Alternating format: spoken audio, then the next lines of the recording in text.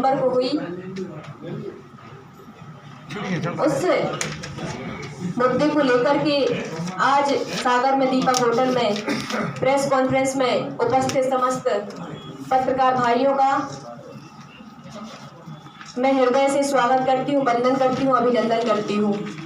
आज हमारे साथ पत्रकार वार्ता में शामिल जिनके घर गड़ाकोटा के विवेकानंद वार्ड निवासी दादा श्री अर्जुन सिंह ठाकुर जी, ये हमारे बाजू में बैठे हुए हैं, और उस घटना स्थल के समय जो मौजूद थे चौरा ग्राम के निवासी, चौरा ग्राम के सरपंच हमारे बड़े भैया आदरणीय मिंटू सिंह चौरा जी, देवेंद्र सिंह मिंटू चौरा, और साथ में हमारी नगर शहर की महिला अध्यक्ष महजबीन अली और यहाँ की पार्षद आदरणीय ऋचा राजपूत जी, और हमारे संभागीय प्रवक्ता आदरणीय श्री संदीप सबलोक जी, हमारे ग्रामीण कांग्रेस के अध्यक्ष आदरणीय आनंद अहिरवार जी, आप सभी लोगों का भी हृदय से वंदन करती हूँ, स्वागत करती हूँ, अभिनंदन करती हूँ। साथियों, सबसे पहले घटना की शुरुआत करना चाहूंगी कि उस दिन 18 तारीख को, 18 नवंबर को मैं अपने घर पर थी। दादा अर्जुन सिंह ठाकुर, जो कि दीपावली के दिन, जिस दिन माननीय कमलनाथ जी की सभा थी, उस दिन कांग्रेस की सदस्यता ली थी दादा श्री अर्जुन सिंह ठाकुर जी ने। पहले लगातार लंबे समय तक गोपाल भार्गव के सहयोगी रहे, भाजपा में रहे, परंतु उनके किसी न किसी कारण से, अत्याचार से, अन्याय से पीड़ित होकर के उन्होंने 12 तारीख को कांग्रेस की सदस्यता ली। उस समय पर श्री राम भार्गव ने 10 तारीख को इनके घर के सामने आकर के गालियां दी। उस समय पर भी हम लोगों ने थाने में एक FIR करवाई, FIR लिखवाई, आवेदन दिया, परंतु FIR नहीं हुई।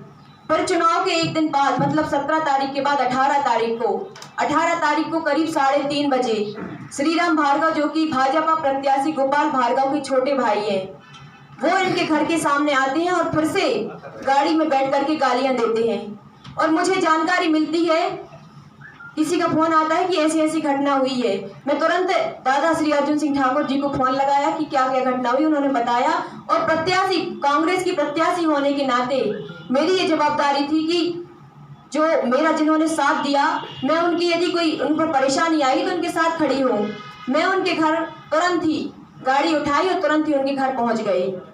इसके साथ मुझे वहाँ पर हमारे जो बड़े भैया हैं, या पीछे बैठे हुए हैं, अभी चौराई गांव के निवासी हैं, अभिलाष सिंह चिंटू चौरा, और उनके साथ ही हमारे उनके छोटे भाई हैं, बड़े जो हमारे भी बड़े भैया हैं, मिंटू चौरा जी, देवेंद्र सिंह मिंटू चौरा जी।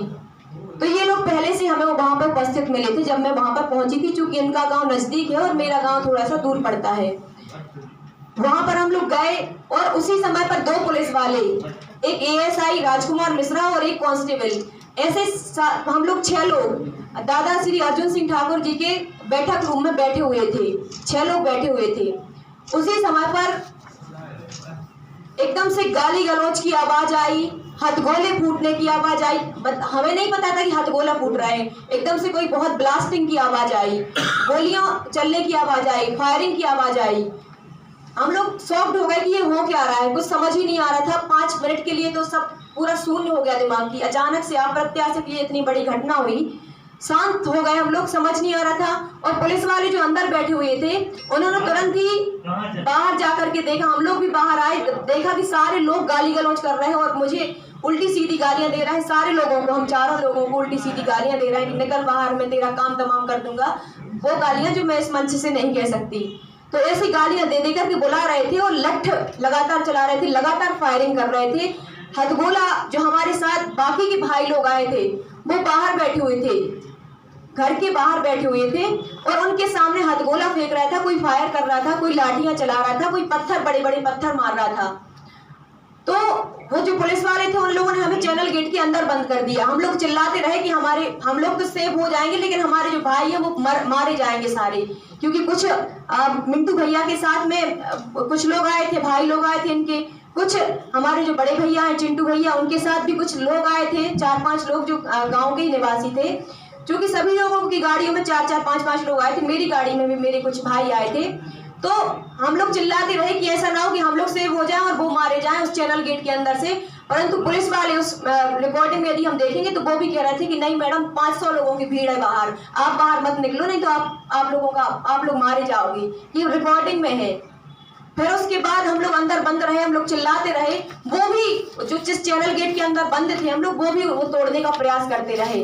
बाहर हम लोगों की गाड़ियां रखी थी और घटना का पता चलते हुए 2-3 गाड़ियां और हम लोगों के गांव से आ गई, तो वो गाड़ियां सारी फोड़ते रहे, क्षतिग्रस्त करते रहे। और जिस गाड़ी में माननीय कमलनाथ जी 12 तारीख को हेलीपैड से बैठ करके आए थे, जिस गाड़ी में माननीय कमलनाथ जी हेलीपैड से बैठ करके आए थे, फॉर्च्यूनर गाड़ी, वो बड़े भैया मिंटू चौरा की थी और ये ही ड्राइविंग करके लाए थे। उस गाड़ी को इतनी बुरी तरीके से क्षतिग्रस्त किया, मैं आपको वीडियो बताऊंगी, उसका कोई पार्ट नहीं बचने दिया, उसके ऊपर पत्थर मारे, उसके गेटों में, मतलब पूरी तरीके से उस नई गाड़ी को क्षतिग्रस्त कर दिया। हम लोगों की 6 गाड़ियां वहां पर खड़ी थी, सारी गाड़ियां तोड़ डाली, पूरी गाड़ियां फोड़ डाली। हमारा भाई जो कांग्रेस नेता बीडी पटेल का भतीजा है, वो मेरे साथ गया था गाड़ी में, उसको इतना मारा उसको निकाल करके कि उसका मतलब उन्होंने ये सोच लिया था कि अब ये मर गया, ये नहीं बचा, और बेहोश करके उसको मार के उसके पूरे हाथों की हड्डियां टूटी, पूरे पैरों की हड्डियां टूटी, और आज वो जिंदगी और मौत के बीच में लड़ रहा है, वो जबलपुर में भर्ती है। इस तरीके से दादा अर्जुन सिंह ठाकुर जी हैं, उनका जो भतीजा है नीलेश राजपूत, वो हमारे चुनाव के दिन फर्जी वोटिंग रोकता रहा, इसलिए उस पर पूरी गुस्सा निकाली और उसको भी बहुत बुरी तरीके से मारा, उसका जबड़ा टूट गया, उसकी नाक टूट गई, पूरा मुंह क्षतिग्रस्त हो गया। मैं थोड़ा सा आप सबको अपने जो चौरा परिवार प्रधान चौरा ग्रुप है उसके बारे में बताना चाहूंगी। जो हमारे बड़े भैया अभिलाष सिंह और देवेंद्र सिंह भैया है, मिंटू चौरा जी है, और इनका पूरा परिवार जो लगातार हमारे चुनाव के दौरान पूरा संघर्ष करता रहा। जिला पंचायत, चूंकि ये सरपंच है चौरा गांव से, इनकी पत्नी जो है वो जनपद सदस्य है और मैं उसी क्षेत्र से जिला पंचायत सदस्य हूँ। जिला पंचायत सदस्य के चुनाव में भी इन्होंने मेरी मदद करी, सारे परिवार के लोगों ने मदद करी। अभी विधानसभा के चुनाव में बड़े भैया की जो मम्मी है वो 60 साल से ऊपर की उम्र है, वो लगातार मेरा चुनाव प्रचार करती रही। जो सारे घर की बहुएं हैं इनकी, वो मेरा लगातार चुनाव प्रचार करती रही। मतलब पूरा परिवार जी जान से हमारे साथ लगा रहा। उसी बात का गोपाल भार्गव को डर था और पूरे समय वो हमारा और इनका जो परिवार का पारिवारिक रिश्ता है, भाई बहन का रिश्ता है, उस पर न जाने किस तरीके की बात करता रहा। मैं आपसे वो बातें आगे करूंगी। और यही डर है सबसे ज्यादा, यदि चुनावी चुनौती किसी ने दी तो वो प्रधान चौरा ग्रुप ने और पूरा चौरा परिवार ने दी। तो उस बात का डर है कि ऐसा ना हो कि अभी तक इन्होंने इतनी चुनौती दी और आगे भी वो लोग यही करेंगे, इसलिए तोड़ने की कोशिश कर रहे हैं भार्गव जी। दूसरी बात बताना चाहूंगी,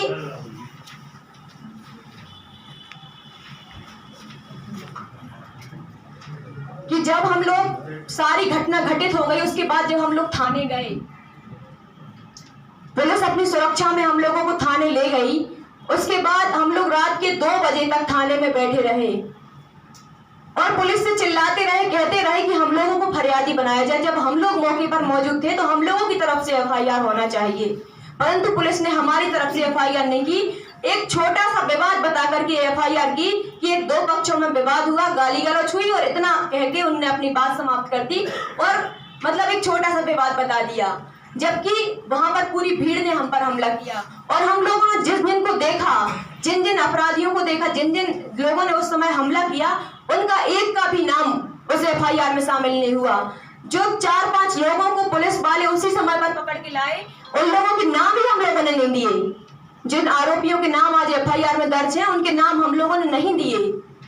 वो किसी और को 4-5, 20-20 साल के बच्चों को पकड़ के लाए और उसे FIR में डाल दिया। जिन लोगों को हमने अपने प्रत्यक्ष अपनी आंखों से देखा, उन लोगों के नाम अभी तक FIR में शामिल नहीं हुए। 2 बजे तक हम लोग बैठे रहे और उसके बाद पुलिस वालों ने अपनी खुद फरियादी बनकर के FIR दर्ज करवा ली। हम लोगों की उसकी जानकारी नहीं है। फिर उसके बाद राजा साहब पूर्व मुख्यमंत्री दिग्विजय सिंह का लगातार उस दौरान मुझे फोन आता रहा और उन्होंने कहा कि मैं दूसरे दिन आऊंगा। और फिर आपसे मैं ये पूछना चाहती हूँ कि पूरे मध्य प्रदेश के अंदर जहां जहां भी ये घटनाएं हुई हैं, वहां पर पुलिस कार्रवाई क्यों नहीं कर रही है? वहां पर बड़े बड़े नेताओं को क्यों जाना पड़ रहा है? दिग्विजय सिंह जी को क्यों जाना पड़ रहा है? इसका मतलब ये है कि भाजपा के जो पुलिस वाले हैं पूरे भाजपा के एजेंट के रूप में काम कर रहे हैं। हमारे चुनाव के दिन भी पूरा पुलिस फोर्स, पूरे जो सरकारी अधिकारी कर्मचारी हैं, वो भाजपा के एजेंट के रूप में काम करते रहे। दूसरी बात ये बताना चाहूंगी आप सबको कि वो टाइगर जो अपने आप को शेर कहता था, वो एक लड़की से डर गया और पूरा परिवार उसने चुनाव मैदान में उतार दिया, और वो कहता है कि मैं घर बैठकर चुनाव जीत गया। ऐसी कोई रात बता दो जिस दिन वो रात में घर ना, किसी के घर ना गए हो।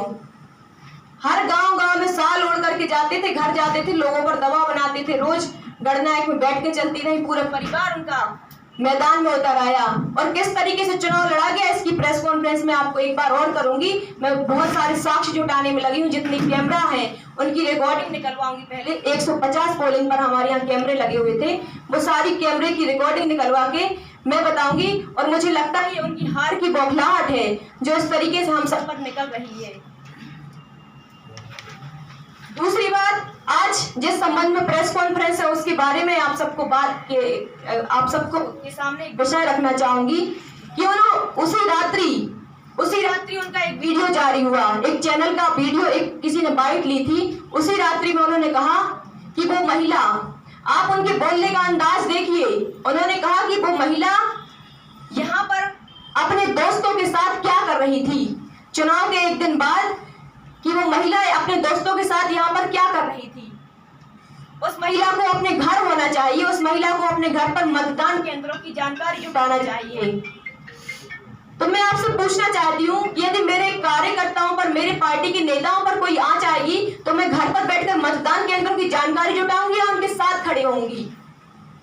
तो इस तरीके के शब्दों का प्रयोग, जो दोस्त शब्द का प्रयोग किया, वो बड़े भाई मिंटू चौरा जी के लिए किया, बड़े भाई चिंटू चौरा जी के लिए किया।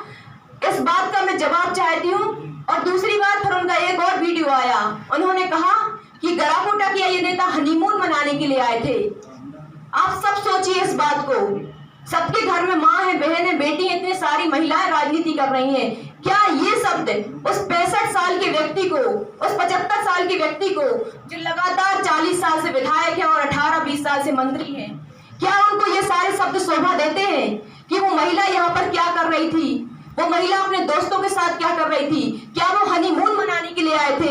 जबकि आपको पता है, जब मैं प्रत्याशी हूँ और मुझसे आप इस तरीके की घटिया और नीच हरकत करके इस तरीके की बातें कर सकते हैं, तो बाकी आम महिलाओं के बारे में आपकी क्या राय होती होगी? क्या आप बैठ के उनके बारे में बातें करते होंगे? आपकी पार्टी एक तरफ, भाजपा की पार्टी महिला सशक्तिकरण की बात करती है, नरेंद्र मोदी महिला सशक्तिकरण के बारे में बात करते हैं, शिवराज सिंह चौहान लाडली बहनों के बारे में बात करते हैं, भांजियों के बारे में बात करते हैं। और आपकी ही पार्टी की एक तरफ ये नेता है जो किस तरीके से महिलाओं के प्रति सोच रखते हैं। मैं उनकी नातिन की उम्र की हूँ, मैं उनको दादा बोलती हूँ, और क्या वो अपनी नातिन से भी इस तरीके से महिला महिला करके बात करते होंगे? ये कैसा लोकतंत्र है? और मैं आप कल ही शायद दीपू भार्गव का बयान आया कि वो छोटी बहन की तरह है। क्या एक महिला से इस तरीके की असंवैधानिक और असंवेदनशील शब्दों का उपयोग करना, अमर्यादित शब्दों का उपयोग करना उनको शोभा देता है? आज आप सभी पत्रकार साथियों से निवेदन करना चाहूंगी कि आप सबने हमेशा महिलाओं को बढ़ावा दिया, हमेशा चाहा है कि अच्छी महिलाएं राजनीति में आए, परंतु यदि महिलाओं के साथ इस तरीके से, मैं कांग्रेस प्रत्याशी हूँ, इतनी बड़ी राष्ट्रीय पार्टी ने मुझे टिकट दिया, जब मैं सुरक्षित नहीं हूँ और जब मेरे साथ ये घटनाएं हो सकती हैं, तो कौन महिला अब आगे आएगी, कौन लड़की अब आगे आएगी? एक 65 साल के व्यक्ति, 75 साल के व्यक्ति को इतनी शर्म नहीं है कि उसको क्या बोलना चाहिए। मैं कहना चाहती हूँ, अपना मुंह खराब नहीं करना चाहती, मैं भी चाहती तो उनके घर की महिलाओं के बारे में सब बोल सकती हूँ, परंतु मेरे संस्कार ऐसे नहीं है। मेरे संस्कार ऐसे नहीं है कि मैं उनके घर की महिलाओं के, वो भी राजनीति में आई, वो भी उनके घर की शायद पत्नी हो, चाहे बहू हो, चाहे छोटे भाई की बहू हो, सारे लोग राजनीति में हैं, सारे लोग क्षेत्र में जाते हैं, रातों में घूमते हैं, दिन में घूमती हैं, परंतु मैंने कभी उनके चरित्र पर उंगली नहीं उठाई, कभी। और दूसरी बात ये कहना चाहती हूँ, दूसरी बात ये कहना चाहती हूँ कि उनके जो भार्गव जी ने बयान दिए हैं कि मैं दोस्तों के साथ वहां पर क्या कर रही थी, या दोस्तों के साथ वहां पर क्या कर रही थी, या फिर हनीमून मनाने के लिए आई थी, यदि वो ये साबित कर दें, यदि वो ये साबित कर दें कि मैं जो उन्होंने बयान दिए हैं तो मैं राजनीति छोड़ दूंगी, और यदि वो साबित नहीं कर पाए तो उन्हें मेरे पैर पड़ के माफी मांगनी पड़ेगी। गोपाल भार्गव को मेरे पैर पड़ के माफी मांगनी पड़ेगी, और भाजपा के शीर्ष नेतृत्व से, माननीय नरेंद्र मोदी से और जेपी नड्डा जी से मैं अपील करना चाहूंगी कि ऐसे व्यक्ति को पार्टी में रहने का कोई अधिकार नहीं है, ऐसे व्यक्ति को इस लोकतंत्र की व्यवस्था में रहने का कोई अधिकार नहीं है जो इस तरीके की घटिया हरकत, इस तरीके की बयानबाजी महिलाओं के प्रति करता है। तो सबसे पहले तो यही निवेदन करूंगी कि यदि ये बात आप 3 दिन के अंदर साबित नहीं कर पाए कि उनने ये भी कहा कि कुछ वीडियोस है, कुछ फोटो है, मैं कहती हूँ कि आप पत्रकारों के सामने आकर के अपनी सोशल मीडिया पर वो वीडियोस और फोटो सबको दिखाएं, और दूसरी बात ये कि वो जो हनीमून की बात कर रहे हैं वो साबित करें, और यदि वो साबित नहीं कर पाते हैं तो 3 दिन के अंदर वो इस्तीफा दें, पार्टी उनसे इस्तीफा मांगे, राजनीति छोड़ें वो, और मेरे पैर पढ़ के माफी मांगे, और सारी इस मध्य प्रदेश की महिलाओं का जो अपमान हुआ, पूरी मध्य प्रदेश की महिलाओं से वो माफी मांगे। और इसके साथ ही मैं महिला आयोग में जाऊंगी, राज्य महिला आयोग में जाऊंगी, राष्ट्रीय महिला आयोग में शिकायत करूंगी, और यदि 3 दिन के अंदर उन्होंने ये सफाई नहीं दी, 3 दिन के अंदर उन्होंने कहा है कि मेरे फोटो या वीडियो है जो भी है वो यदि नहीं दिखाए तो उसके बाद मैं जंतर मंतर पर जाकर के धरना दूंगी, जंतर मंतर पर जाकर उनका विरोध करूंगी, और जब तक वो माफी नहीं मांगे, जब तक वो पार्टी से निष्कासित नहीं होंगे, तब तक मैं आमरण अनशन पर बैठूंगी।